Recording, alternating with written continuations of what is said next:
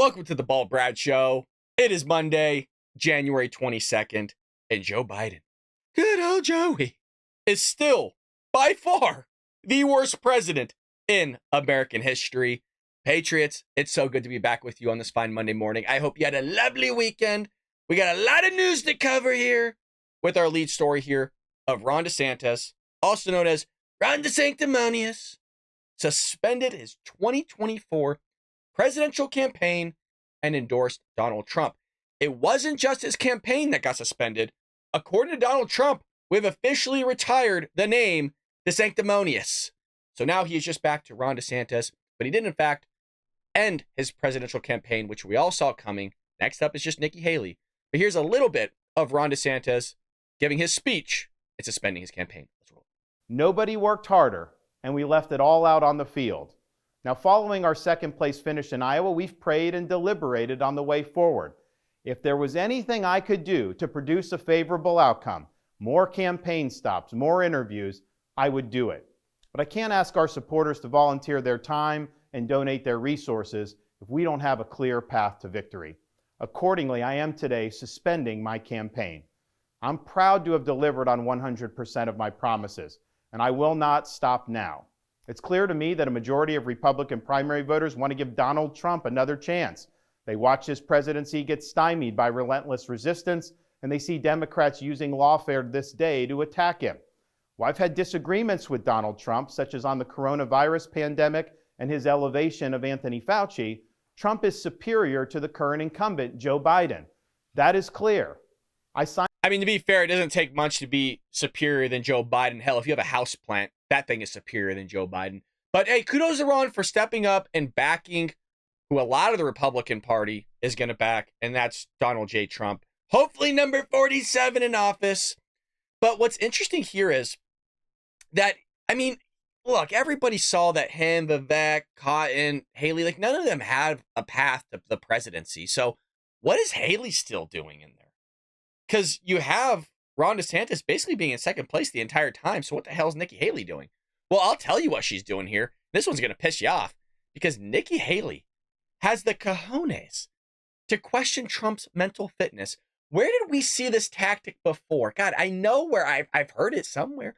Oh, back in like 2016, 2017, when Trump won the election and his hand was shaking slightly. They go, oh, 25th. Somebody put it in the 25th Amendment. He's not fit to hold office. Look, he's having health issues. Look at his age. He's having health issues. Rather than attacking Donald Trump's mental health, why don't you go after the obvious person, meaning Joe Biden? So I don't know what she's thinking here. This was a terrible strategy, in my opinion.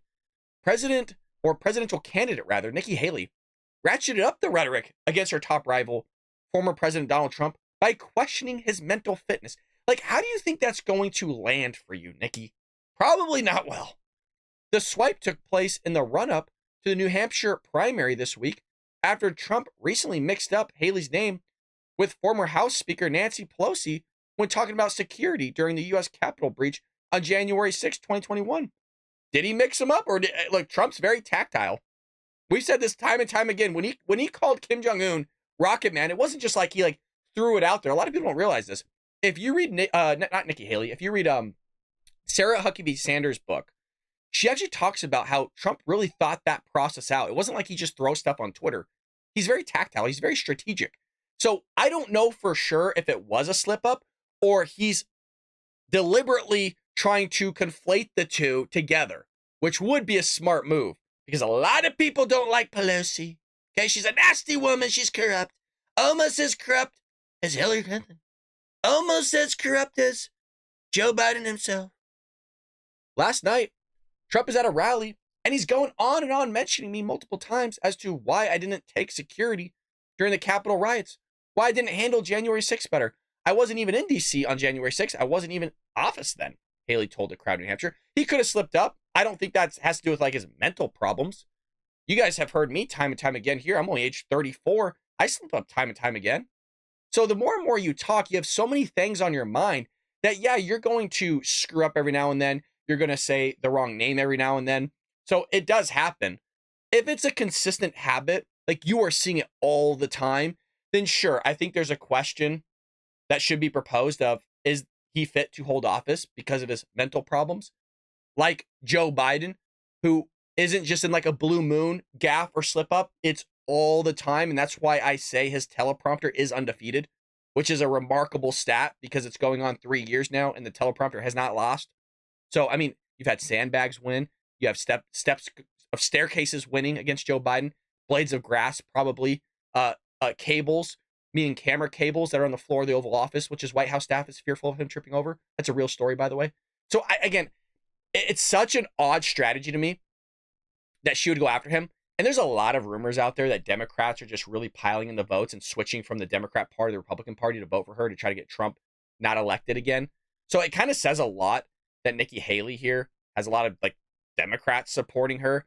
So I don't know how you guys feel about that one, but I am curious on what you think about this take. Do you think Trump is mentally fit to hold office? Well, I do. Of course I do. Come on. This is just a question to propose in the comment section because you're going to have some libtards that always write in every now and then and throw something silly in there.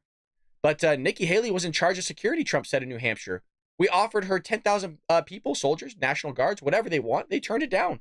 They don't want to talk about that. New Hampshire, a Republican who endorsed Haley said NBC's Meet the Press on Sunday that Trump has lost his fastball. Last week, Trump won the Iowa caucus while Haley got third place.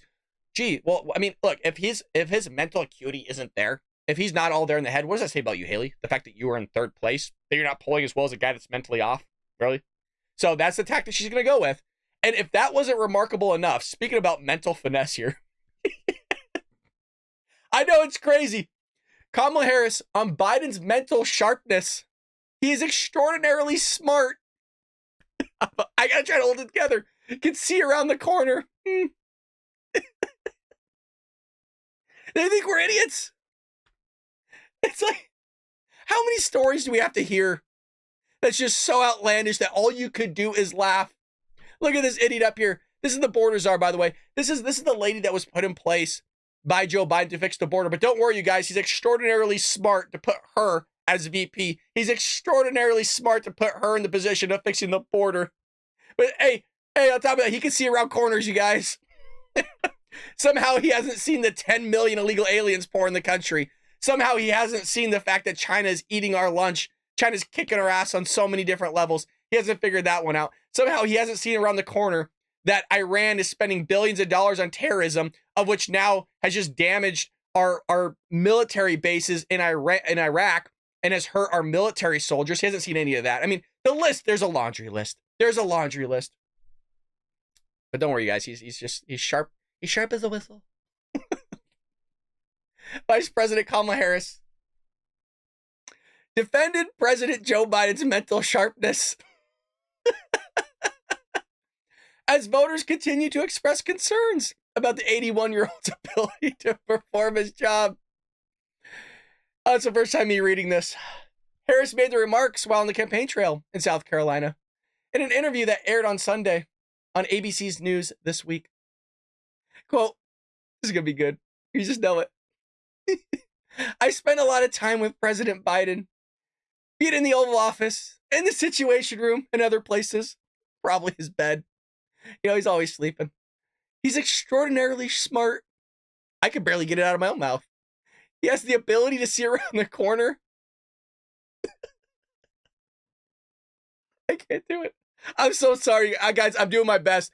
When I'm holding my laugh in, I'm literally sweating right now. He has the ability to see around the corner in terms of what might be the challenges we face as a nation or globally.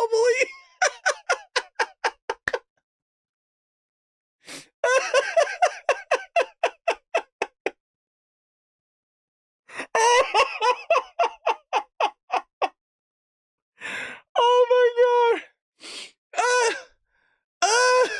Good morning. Hey, welcome. Oh, these are the people leading the country, folks. They think we're idiots.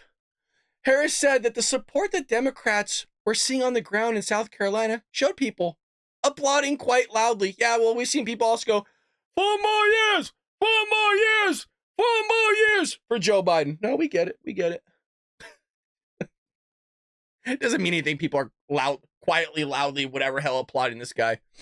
They're there because they believe in what we are doing, and they want to see us continue to do this work. You mean the work of driving the country into the ground, lady? You mean allowing another 10 million people to pour across the border if you get reelected? Is that what you mean?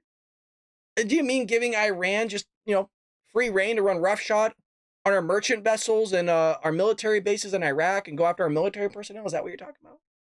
Or just continue to send billions of dollars to corrupt countries? Is that what you're talking about? Come on. Or seeing our market crash, prices being elevated through inflation and other mechanisms. Really? Is that what you want to see, Democrats? Is that what we're voting for here? Because it sounds like it. Harris said that the support Democrats were seeing on the ground again in South Carolina showed people applauding. Oh, wow. That means so much. That just means so much. When pressed over recent polling that shows a Biden-Harris ticket potentially struggling against a hypothetical matchup against former President Donald Trump, Harris said, if it is Donald Trump, we've beat him before and we'll beat him again. Did you beat him before? Was that legitimate? Was it really? Somehow you got 82 million votes when you didn't even fill parking lots? You couldn't fill a damn stadium? What are you talking about? You had to sit there and rig the election. Some states, and I mean that in all literal sense, actually rigged the election, went past their own constitution. Unlawful stuff took place. I don't know, lady. I don't know. And what's interesting here is it's not just Donald Trump that's going to be a Biden-Harris ticket. It was Ron DeSantis would have beat them as well. It was Nikki Haley is going to beat them as well. Everybody's going to beat them. A house plant could beat them. Quote, I am of the school that you either run without an opponent or you run scared, she said. I have learned that to be a fact.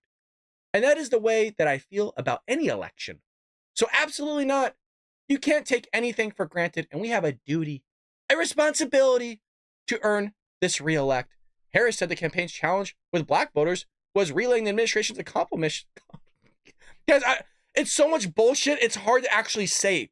I like to be a truthful man, so when I hear outlandish things, it is really hard for me to repeat somebody's outlandish claim. Administration's accomplishments for the black community?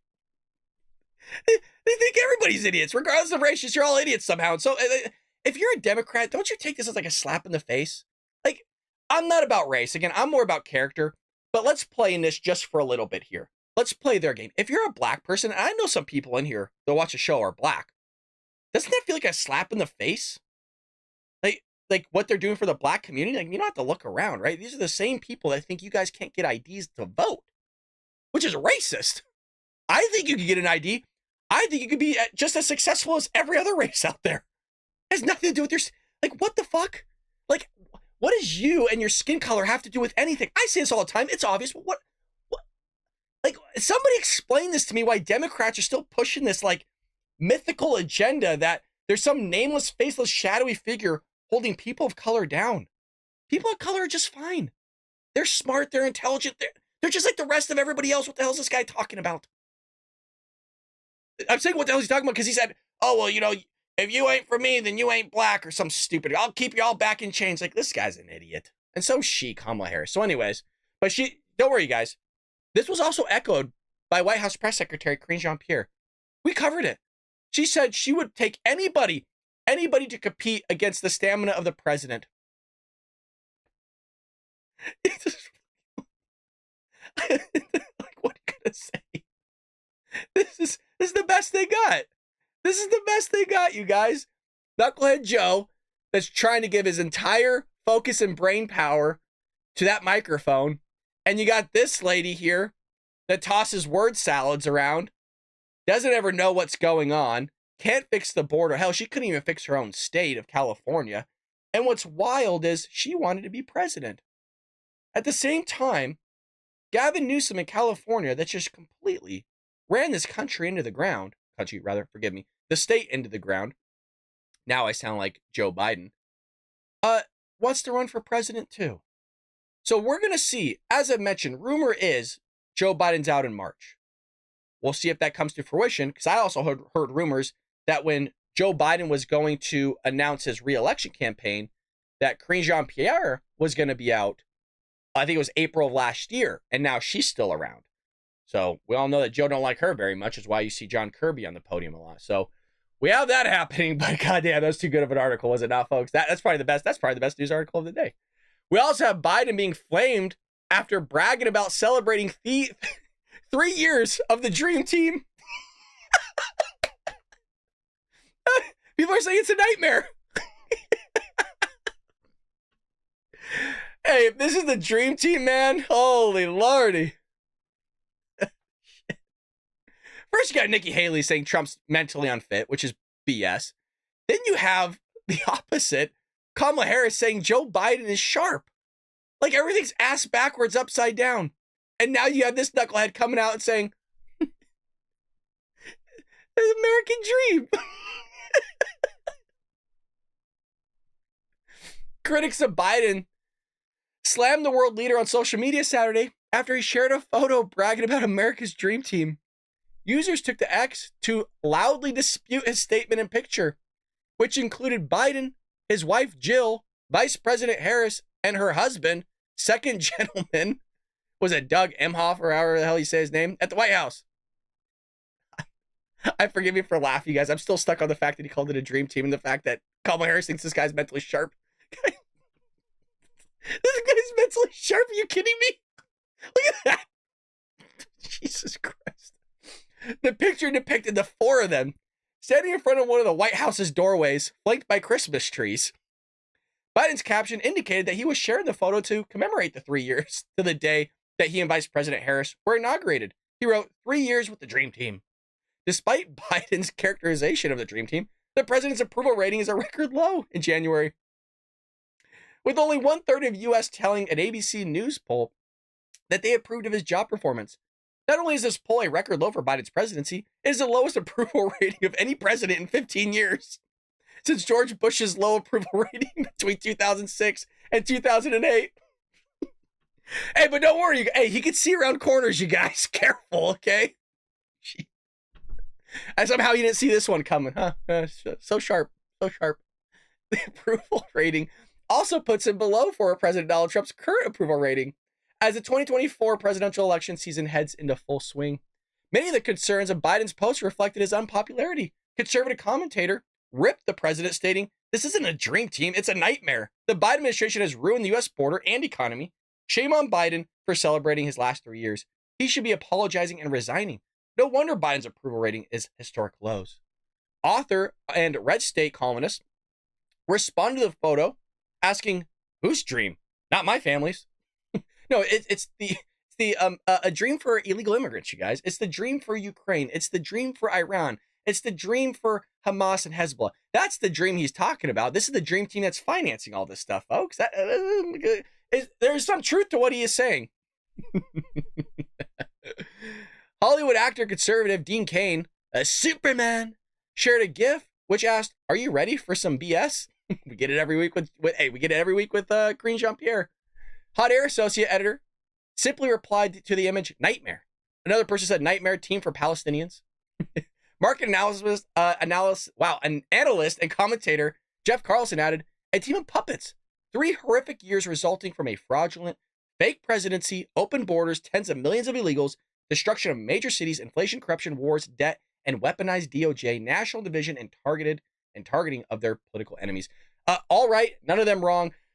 But don't worry, guys. He's sharp as a tack. He's so good.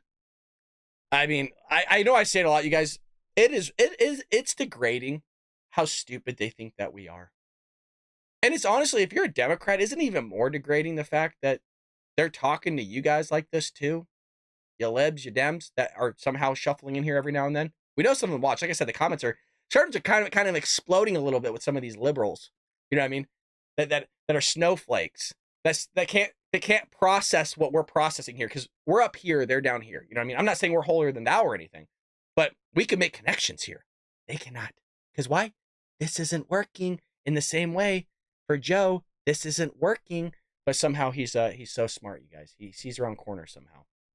So, speaking of just things that are asinine, somehow this one slipped through the cracks. Somehow I don't know how I didn't see this. City council members slammed Johnson and plan to use $95 million of COVID funds for migrant shelters in Chicago. I don't know how I missed this. Honest to God, I don't. Like, this is from January 2nd. Several members of the Chicago City Council are blasting Mayor Brandon Johnson who plans to allocate $95 million of emergency funds, COVID funds, to help address concerns about migrant housing in the city. These are the same people who are spending like $7,000 per illegal immigrant. That's like $84,000 in benefits. How many of you, I've asked this question. I mean, I understand why you wouldn't want to answer, but how many of us actually make $84,000 a year in the United States? And you're illegal? So not only are we not making $84,000, but we're getting taxed, we're getting reamed from behind, and our money that should be in our pockets is going to somebody else that's technically making more money, if you include benefits, than us? That's how Democrats think, you guys. That's how Democrats think, and Democrats want more of it. Like you just heard, they're applauding the guy. We also saw that Democrats are going to vote for Joe Biden. They want 4 more years. We saw them clapping, oh, 4 more years, 4 more years. And you have this knucklehead Brandon Johnson's, hasn't actually been mayor for that long. They got rid of Lori Lightfoot because of her terrible job. So these idiots just elected another idiot. Yeah, they're idiots. I'm sorry, you are. Not on all fronts, right? Just when it comes to voting, you in Chicago, you're idiots. You're going to complain about this? Why are you complaining? You voted the guy in. Vote his ass out then. Why are you complaining? Well, he spent $95 million on COVID funds and illegal immigrants. Shouldn't that be going to us? Yeah, it should. But why are you voting? You understand? Why am I trying to rationalize this? Johnson said the decision came because of a budget surplus and that he has authority as mayor to defer federal COVID funds toward the migrant crisis, but several members of the council disagree. Quote, we're playing a shell game with millions of dollars while the people of Chicago are hurting. COVID relief money was supposed to go toward relief for the people of Chicago, not migrants who are migrating to our city. It is supposed to help businesses, people who lost loved ones, and resources resources that we lost during the COVID pandemic. Well, he doesn't see it that way. Remember, this is the leader. Well, why are the council men and women speaking up against this guy? He was the elected guy that above all these people. He replaced Lori Lightfoot. Why are you even challenging his thinking? Of course, I'm being facetious. The guy's an idiot. And they speak logic right here. This makes total sense to me. Why are you giving migrants the money? According to city officials, Chicago has mobilized 27 freaking shelters to assist the nearly 15,000 asylum seekers, air quote, that have arrived in Chicago since August 2022. So it hasn't even been 2 years yet, and their infrastructure is collapsing over 15,000 asylum seekers. All the while, Texas sees this in 2 days, you guys. They have a year and a half of migrants. Texas sees this in 2 days, and they don't know what the hell to do. It just shows you how well Greg Abbott's actually doing. With costs skyrocketing, Johnson said that the drastic measures would have to be undertaken as he called for additional federal help. And you know what? Greg knew, right? Doug Ducey knew. Ron DeSantis knew. These Democrats just sat there and wanted to be holier than thou than the rest of us and shout to the skies in social media that, we're right to shelter cities. We're a sanctuary state and all these other things. Fine. We know how bad they are at running things. That's why Greg's doing this. That's why he's busing them, these illegal immigrants, to the cities. Because he knows they can't handle it. He knows they suck at running the show. Look what they've done from a federal level to a state level to a local level. They suck. And so now you have this problem because they can't go back on their word. They have to take care of these migrants, you guys. For years. Oh, come on in. Oh, it's great. We'll take care of you. Yeah, we have everything set up for you. Well, you'll sit there and vote until it actually affects you, and now it's affecting you, and now they're complaining. This is unsustainable, he said. None of our local economies are positioned to carry out such a mission. We've attempted to create some structure and order around this crisis, but Texas Governor Greg Abbott is determined to sow seeds of chaos. Really? I thought he was just giving you what you wanted. Well, you expect him to take care of all of it. Huh. So you get to just sit there and, forgive me, this is a terrible analogy, but just throw your trash around and expect other people to pick it up? Interesting. Now, somebody's going to take that out of context and be, why are you referring to illegal immigrants as trash? That's not what I'm referring to. It was just merely an analogy of, you're just making you're just taking your problems and your ideology and making it somebody else's problem, which I don't think is fair. I don't think that's right. So I love that he's saying this is unsustainable. Yeah. Well, what about Texas? You know what I mean? What about the federal level? We're $34 trillion in debt. This idiot can't wrap his head around it. Or idiots, rather. I mean, there's a lot of them out there that just want this to happen. What's amazing here is if you love illegal immigration so much, why don't you just house these people yourself?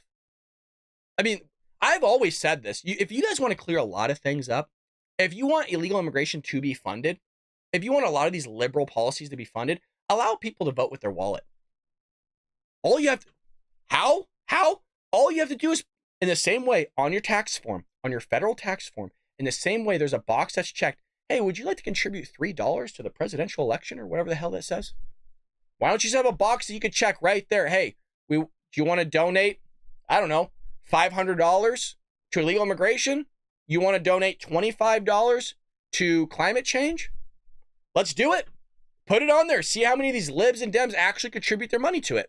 I guarantee you it's not going to be that much. As somebody that did taxes for a lot of years, not going to be that much. I've never once, I've always said this, I've never once, neither has my friends, never once had somebody come in, a client, that was a known Democrat or even Republican, doesn't even matter, ever say that they want to owe more money to the federal government. Not a single person, which is astonishing, right? Because these libs, these Dems, these progressives, all vote for higher taxes. But when they come in, oh, I need my money back. I want my refund back. I need all this money back. Really? But why? Why? You voted for higher taxes. What do you want any money back for? Aren't you happy that all that money's going to illegal immigrants? Aren't you happy that the money's going to Ukraine? Aren't you happy the money's going to Iran? Like, what are you talking about? Isn't that amazing? The hypocrisy in that voting. Thought I'd share that with all of you. It's pretty remarkable. And I'm dead serious, not one. Ask any tax account that you have. I guarantee you they haven't had one single person in their entire life ever say that. So this is unsustainable. Yeah, no shit. What an idiot. What we have to do is we need to improve our ability to do oversight on our migrant spending. I take our role as a responsible steward of taxpayer money very seriously. 95 million is a ton of money. We need to make sure we have proper oversight of those dollars. Conway pointed to lack of communication over locations of migrant shelters in wards, as well as with contracts issued to companies like Garda World and Favored Staffing as more evidence that the Johnson administration is not being forthright with their plans. Of course not. We see the same thing here with the homeless crisis, as well as the illegal immigration crisis here that's going on in Southern California, where these elites, these mayors, these governors, these senators, all have their buddies that are starting these nonprofits, and we'll fix it for you. Just it's going to cost us $1 billion to fix the issue. 2 years down the road, checks already been written, and it's only exacerbated the problem. The problem hasn't been fixed actually one bit. So it's all corruption, and this is where your taxpayer dollars are going. So it's supposed to go to COVID, supposed to help families and victims and businesses, and now it's going to illegal immigrants. So typical, where illegal immigrants are here and you guys are down here. It's your money and somebody else is getting it. Why is that always happening? Like, why is that always happening? It's exhausting that we're $34 trillion in debt and everybody else is getting our freaking money other than us. And somehow we keep voting for this crap. And I'm not saying you or I mean, but look, I guarantee you, and I love Trump to death, he's going to give some knucklehead money. Even though he advocates for not doing so, he's still going to give some knucklehead money. I'm just tired of it, man. Who's gonna fall on the sword for us? You know what I mean? And it is Americans' fault at the end of the day. I know I point to Joe Biden a lot. Look, it's Trump's fault too. It was Obama's fault. It was the Bush's fault. Everybody's fault prior to whatever point we're in now. The fact that we're $34 trillion, the fact that this crap keeps happening, it's everybody else's fault before this moment in time. And you know whose fault that is? Us Americans. Because we keep electing these politicians that are driving us in the ground. We're shooting our own selves in the foot. You guys, no country's ever come back from this. You have to pray to God that this debt that we have incurred doesn't take effect in our lifetime. A lot of us are going into retirement. Not me, I still got a while, but I'm going to be screwed at the end of the day. And if it's not me, it's going to be my children or your grandchildren. Somebody's getting effed hard here. Like depression times 100. And it's tough to even quantify because it's never happened in the history of mankind. Something this, no debt, this has never happened. So we actually really don't know like the disaster this is going to cause. We just know it's going to be way worse than 1928, 1929 Great Depression. Like you're going to be eating bark from trees. And somehow we're just going to keep kicking the can down the road. So this is our fault. This is really at the end of the day our fault because we're allowing this shit to happen. It's fearful, you guys. It is terrifying. And I don't think we've woken up to just how bad it's going to be because nobody really talks about it. When you start telling people that they're going to start eating bark off trees to stay alive, maybe they'll wake up a little bit. I mean, you are talking some serious level stuff where starvation you've never seen before in this country if something happens in the future with it. Maybe I'm over exaggerating. Maybe I don't know what the hell I'm talking about. But you know what? I would rather prepare you for what potentially is going to come than not prepare you at all. So we have that one with the city council. Can't believe that one went right over my head. $95 million going to illegal immigration. And the last one, we're ending off with a banger here, folks. For those on audio. Boycott the Super Bowl, baby, because Black National Anthem to be performed at the Super Bowl. I ain't watching that shit. I'm done. I don't watch much football as it is, but I usually watch the Super Bowl. Not watching it. If this is performed, I'm not watching it. It has nothing to do with black people either. There's only one anthem out there, and that's for the United States. That's the American National Anthem. There's no other one. There's no LGBTQ one. There's no white one. There's no black one. There's no Hispanic one. There's only one national anthem that needs to be sung at the Super Bowl, at any sporting event. So I'm boycotting this. And I hope a lot of Americans stand up and say, this enough's enough. But we won't. We won't. We're cowards. The same way that we won't stand up to the national debt or anything else. No, we'll still watch this. You know, the one thing that we actually stood up for like a little while, and it was easy, was because it was Bud Light. And there's a lot of other beer that we could buy. There's a lot of other competition in the market. There's one Super Bowl. So people would rather have the hot dogs, the beer, all this other stuff, and party up and just not watch that specific portion, rather than going, hey, you know, we're going to stand up to this. This is not right. This is not right. So the NFL announced its pregame lineup for the Super Bowl. On Thursday, the league drew criticism over its intention to have the Black National Anthem played before the game. Why? Somebody, whoever that watches the show here that is for this, can you please, and I hope nobody attacks you, I really don't understand this. And I've tried. Why? So, Lift Every Voice and Sing, known as the Black National Anthem, has been played at each Super Bowl since Super Bowl whatever the hell that number is, and has stirred controversy on social media since. The year the NFL said the song is to be performed by Grammy-winning R&B singer Andra Day. Radio host Larry Elder was among those to speak out. Sigh, while they're at it, how about the University of Michigan fight song, he wrote on X. Bro, we are American. Why the F do we need Lift Every Voice and Sing? On one NFL fan wrote in response to ESPN's Adam Schefter's post on the NFL's announcement. Others wondered what would happen if America had a white national anthem. Oh, you can't do that, though. It's racist. Nicole Hannah-Jones argued that the U.S. already has a white national anthem, which is just a head-spinning statement. Really, we're not even going to get into it. The fact that, you know, you had these rich white men fight for the freedoms and liberties of black people during a civil war. These people are idiots, man. You want to know who sat there and pushed slavery in the KKK and didn't want to go with the civil rights and wanted black people to be enslaved continuously? You want to know who that was in the Democrat Party, which Nicole Hannah-Jones is a part of, probably registered for? The Democrat Party. The Democrat Party. We just got done talking about how the black community is switching over to Trump because they realize how terrible the Democrat Party is. It's been terrible for decades. They've been terrible since the inception. They haven't done that much good in this country. So, white national anthem, just lovely. Everything's about race to these guys. Everything about the Democrats, these libs, these progressives, these lefties, is all about race. The national anthem is not for white people. It's for Americans. The American national anthem is for black people. It's for white people. It's for Hispanics and Asians, Native Americans. And no matter who you are, if you are an American, that national anthem is for you. You are specifically alienating a swath of the United States. What is there, like 13% African Americans in the United States? What about everybody else? The national anthem encompasses everybody.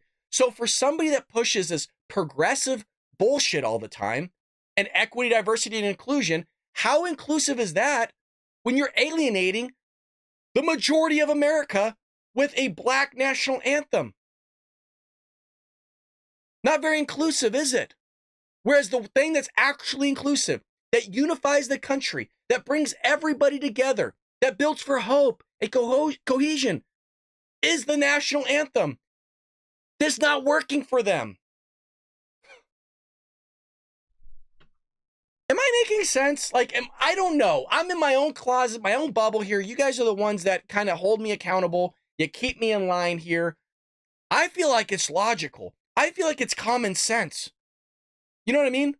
I'm not professing to be better than any of you. As I've always said, I just got a mic and a camera. I'm some bald-head dude idiot in his closet ranting and raving, trying to use common sense. And I'm not saying I'm right all the time. I'm probably wrong more than I'm right, but hell, it makes sense in my mind. The white national anthem is played. It was written by a racist enslaver who believed black people were inferior and fought abolitionists in the courts.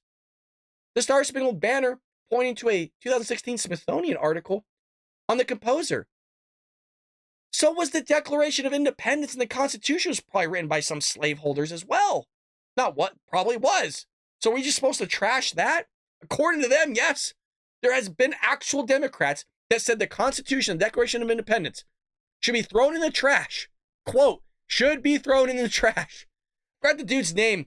African-American dude, huge fro, graying a little bit. I think he's a professor at Cornell or something like that. Said that quote.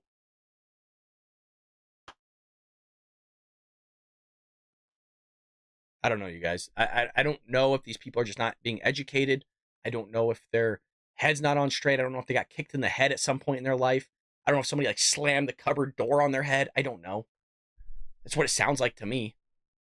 It did not become our national anthem until 1930s, particularly because the song itself had racist lyrics.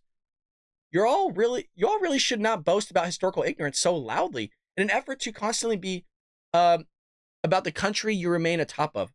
Oh, come on, shut up. The NFL started to play the Black National Anthem in 2020, which, again, a lot of people are pissed about it, but everyone's still watching it. They got him a hockey fan, man. There ain't no Black National Anthem there. There's one national anthem. It's the national anthem of the greatest country God's ever created. So I'm not watching another Super Bowl. I don't know the last Super Bowl that I watched, actually. I would like to watch it. It's a nice unifier of the country. A lot of people do watch American football. But let me know what you guys think about that. Should there be a Black national anthem sung at sporting events? Should there be a Black national anthem at all? Should there be a white national anthem? Should there be an Asian national anthem and Hispanic? Should we just sing all of them and just relentlessly everybody has a national anthem? We'll actually never get to the game. That way everybody can be equally represented. What do you mean? Everybody's supposed to be equally represented. I'm just quoting Nicole Hannah-Jones, Abraham X. Kennedy, right? All these progressive, these libs. Everybody should be equally represented, right? Why don't the Native Americans get to utilize their national anthem? There's a lot of different tribes out there. Why are they not all getting an opportunity to rise up and at least have a voice here at the Super Bowl? Huh. That's weird. What about all the different variety of Asians that are out there? Why are they not all getting their song? I don't think that's right. Huh. Doesn't sound really inclusive now that you think about it, right? It's not a very unifying sporting event anymore, is it? With the racism stuff on the back of their helmets, right? Which is astonishing to see that because primarily it's a lot of black people playing football, but somehow they're being oppressed and held down, which is, I don't know, remarkable to me. I don't think anything has to do with race for the most part. I do think there's racism out there. Of course, I think there's racists out there. And we've always said it's evil, it's wrong. But I think black people, Hispanics, people of color, doesn't matter who the hell you are. As long as you put in the work and you drive and you have a value system and a hierarchy of those value systems, you could be successful in this country. But if you're going to continue to have this mentality that you're a victim, that there's some nameless, faceless, shadowy figure out there holding you down, then of course you're not going to do well, because why try in the first place? You're not going to succeed anyways. I don't believe that. Like I said, we got black people. We got all sorts of ethnicities watching the show. And it's not ethnicities. We just got Americans watching the show. Hell, we don't even... If you looked at my stats, yeah, we got Americans watching the show. We got Russians watching the show. We got Turkish people watching the show. We got Shib in the UK, brother, holding down the fort over there with their allies in the United Kingdom. So we got a lot of people that love Americans, that love our value system, that don't agree with this progressive crap. Actually, a lot of the world don't agree with this Democratic Party, progressive / leftist libtard party's ideology. Everybody's looking around like, what the hell's going on? Our military's dressing up as furry characters, wearing makeup and all this silly stuff as men? Like, we're supposed to look masculine and tough. No wonder China and Iran and the Houthis and all this other stuff are pulling all this bullshit, because they're looking at us going, these guys are a bunch of pussies now. What the hell's wrong with them? Look, that guy thinks he's a woman. He's wearing a skirt in the United States military. The guy thinks he's a woman. Like, why would you not sit there and screw around with us? You don't take us seriously. We don't even take ourselves seriously. You're putting on clown makeup and act like you're a woman when in actuality you're a biological man. Why would anybody take you seriously? Everybody think you're off your rocker. I think we're done. I think we'll end it there, folks. Go to baldbrad.com, get yourself a mug, fill it up with whiskey or scotch. Hell, I don't know. Always enjoy hanging out with you guys. Again, we're a family here at Patriots. We love America. We love Trump. We love DeSantis. You know, there's some love there for Nikki Haley. I think she has some redeeming to do now. And once she drops out, you know, we'll be a little bit nicer to her. But look, we need to bring this country back to what the hell it was. It is far from it. So support us any way you can. Head over to baldbrad.com. We got a book. We got merch. We got mugs. We got all that stuff for you. We would love your support here in 2024. We are trying to grow. So if you got friends or family that are into a show like this, look, we'd love to hear from them. With that being said, folks, I'll see you tomorrow here on The Bald Brad Show.